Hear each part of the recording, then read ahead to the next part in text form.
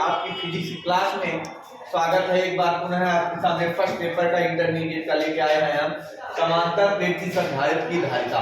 तो इसका डेरिवेशन आप लोग कर चुके हैं। इसके जो बेसिक न्यूमेरिकल कक्षा 12 में पढ़ते हैं, आज उसकी चर्चा हम करने चल रहे हैं। बहुत ही इंपॉर्टेंट टॉपिक है, इस पे क्वेश्चन जरूर आता है। और आप देखिए बेटा, आपके सामने इस तरीके की समांतर प्लेट दे देगा और उस प्लेट को 3 भागों में डिवाइड किया है। एक भाग ये है, एक भाग ये है, और इनके परावर्तन क्रमशः अलग अलग दे दिया गया है। और जब समांतर क्रम की बात करेंगे तो वास्तव में ये दूसरे के क्या है, समांतर क्रम में प्लेटें रखी गई हैं। तो समांतर क्रम में जब रखा जाता है तो समांतर प्लेट संधारित्र की धारिता का सूत्र सब लोग जानते हैं। समांतर प्लेट संधारित्र की धारिता का सूत्र होता है C = Ka/ε0/d। बहुत ही इंपॉर्टेंट न्यूमेरिकल, आपको 3 नंबर पे हम ज्यादा फोकस कर रहे हैं। जो बोर्ड में 10 क्वेश्चन आएंगे 3 नंबर का, आपको जरूर हमारे द्वारा दिए गए 30 नंबर आपको बोर्ड में बहुत हेल्पफुल होंगे। तो आप समांतर प्लेट संधारित्र की धारिता का सूत्र जानते हैं। आप देखिए, अगर पहला प्लेट अगर ये है, दूसरा ये है, तीसरा ये है, तो ये तीनों एक दूसरे के समांतर क्रम में लगे हुए हैं। तो समांतर क्रम में जब है, इनका जब कुल धारिता निकाली जाएगी तो कुल धारिता निकालने के लिए पहले हम पहली प्लेट का अगर धारिता निकालेंगे तो आएगा C1 आएगा K1 कर दीजिए। प्लेट का क्षेत्रफल देखिए 3 भागों में बांटा गया है।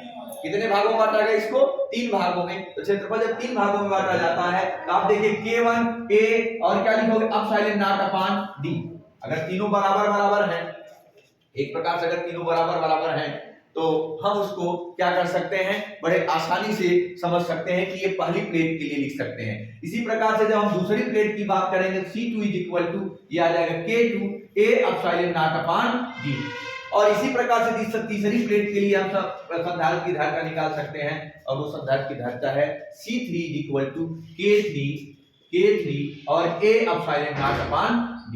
इस तरीके से आप देखिए तीनों प्लेटों की जो धारिताएं हैं उसको हमने क्या किया, कैलकुलेट कर लिया। और इसमें एक काम और कर सकते हैं कि ये पूरी यहां से यहां तक की दूरी जो है, अगर ये d है, इसको 3 भागों में काट के बांटा गया है, तो जहां पर d लिखे हैं उसका वैल्यू क्या हो जाएगा बेटा, d/3 और d/3 तीनों को जोड़ोगे d आ जाएगा। तो इसी कॉन्सेप्ट को समझना होता है कक्षा 12 में विशेषकर, और कंपटीशन में भी आप जा रहे हो तो यही क्वेश्चन को आपको समझना पड़ेगा। तो जहां पर d है ना बेटा, वहां पर क्या कर देंगे, d/3 कर देंगे। अर्थात d/3 कर देने पर ये देखिए 3 यहां आ जाएगा, 3 यहां आ जाएगा।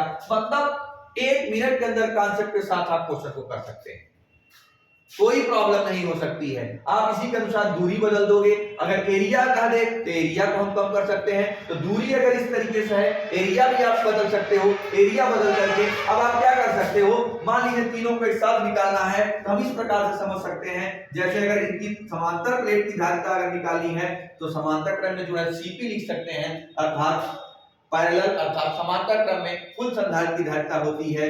देखिए समांतर क्रम में होता है C1 C2 और प्लस C3। आपके सामने इसलिए हम समांतर क्रम पहले लेके आए हैं, श्रेणी क्रम बाद में लाएंगे, जब उसमें थोड़ी कैलकुलेशन करने में आपको दिक्कत हो सकती है। लेकिन जब इसको किए रहेंगे उसको भी करने में कोई दिक्कत नहीं होगी। C1 C2 और C3 की वैल्यू रख के हम क्या कर सकते हैं, CP निकाल सकते हैं। अर्थात CP बराबर, अगर हम इसके एरिया को डिवाइड नहीं किए हैं, अगर सीधा इस तरीके से 3 को ही लिख रहे हैं तो आप 3 ऊपर जाएगा, मतलब इसका वैल्यू आ जाएगा C1 ये बनेगा 3K1 और क्या आ जाएगा A/ε0/d। इसी तरीके से C2 निकालोगे तो वो भी आएगा 3K A/ε0। अब K1 है तो ये K2 हो जाएगा अपान, बोलो बेटा, d। इसी प्रकार से आप जब C3 निकालोगे तो ये आ जाएगा 3K3 और A/ε0/d। अब आपको ये करना है, उसकी वैल्यू C1 C2 और C3 की वैल्यू हमें इसमें पुट कर देनी है। इसमें पुट करेंगे तो क्या मिलेगा, CP आपको मिलेगा 3K1 और A/ε0/d और प्लस 3K2 और A/ε0/d और प्लस 3K3 और A/ε0/d। इस तरीके की सिमेट्री हमको परीक्षा में देखने को मिलती है। हमें इतना कॉन्सेप्ट लेके चलना पड़ेगा। एलसीएम बराबर है, एलसीएम बराबर होने पे आप लिख दोगे CP 3 को बाहर कर दीजिए और A/ε0 को, तो आप क्या लिखेंगे, 3 और A/ε0/d बाहर आ जाएगा और ब्रैकेट में आपको मिल जाएगा K1 और प्लस K2 और प्लस K3। यहाँ पर एक और विशेष बात आपको ध्यान देनी है, विशेषकर कंपटीशन के लिए, कि आप जब समांतर क्रम जोड़ रहे हैं तो देखिए इसकी धारिता जितना परावैद्युतांक दिया है K1 K2 K3 उसका गुणा हो जा रहा है।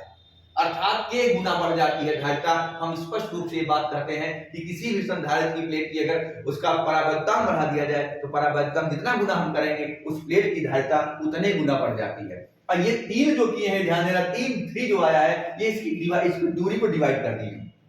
अगर दूरी डिवाइड नहीं किया, सबकी बराबर है तीनों की, तो डी ही आएगा, तो 3 हट जाएगा। एक नया ऑप्शन में जैसे आप डी पे जा रहे हो तो कभी कभी ये दे देता है, मान लीजिए दूरी को डी ही सब तीनों की सेम सेम कर दिया, तो तीनों की सेम सेम कर देगा तो देखिए Cp इक्वल टू आपको आ जाएगा ए आ जाएगा, 3 गायब हो जाएगा क्योंकि 3 का कोई कांसेप्ट नहीं रहेगा, ए डी आप कॉमन कर लोगे। और ये देखिए दो रिजल्ट आपको बड़े महत्वपूर्ण दिए हैं। अगर आप दोनों को कांसेप्ट के साथ करते हैं तो आई होप दैट कि आप परीक्षा में 3 नंबर का क्वेश्चन बहुत आसानी से करके आओगे। आज के लिए फिलहाल इतना ही। अगली क्लास में फिर एक नए क्वेश्चन के साथ 3 नंबर का एक न्यूमेरिकल लेकर प्रस्तुत होंगे। बहुत बहुत धन्यवाद।